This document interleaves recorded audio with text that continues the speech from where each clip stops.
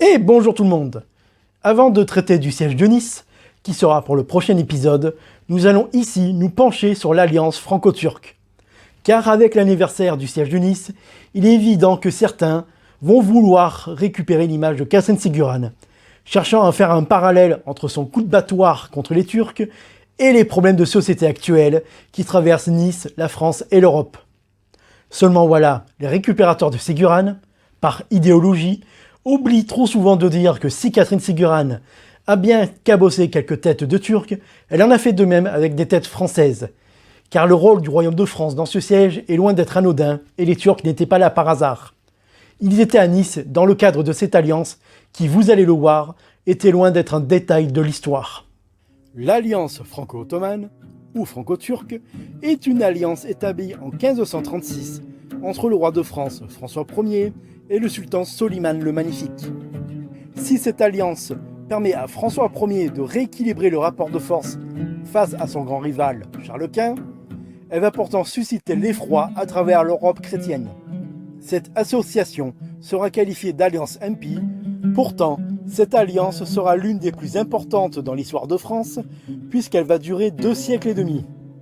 François Ier, donc, laissera les ports de Toulon et Marseille à disposition des Turcs, ce qui leur permit d'obtenir des bases arrières pour effectuer des raids sur les côtes espagnoles et italiennes. Et c'est d'ailleurs depuis Marseille que la flotte ottomane, en soutien des troupes françaises, attaquera Nice en 1543. Après le siège de Nice, François Ier propose à la flotte ottomane de passer l'hiver 1543 à Toulon. Pour cela, le roi de France fait évacuer la population, laissant quasiment la ville à la disposition des Turcs, prenant très vite leur aise au point de transformer la cathédrale de Toulon en mosquée. Nice ne sera d'ailleurs pas la seule en Europe à subir l'offensive conjointe des Français et des Ottomans. La même année que le siège de Nice, François Ier va fournir des troupes et des canons à Soliman dans son invasion de l'Europe centrale, notamment de la Hongrie. Avant cela, en 1537, le royaume de France et l'Empire ottoman vont ensemble assiéger Corfou.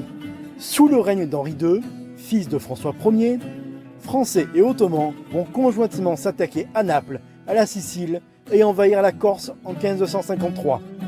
L'alliance franco-ottomane sera renouvelée avec Henri IV et Louis XIV, et elle va aussi perdurer sous la Révolution française. C'est finalement Napoléon Bonaparte, lorsqu'il va envahir l'Égypte, possession de l'Empire ottoman, qui va de facto mettre un terme à cette alliance séculaire.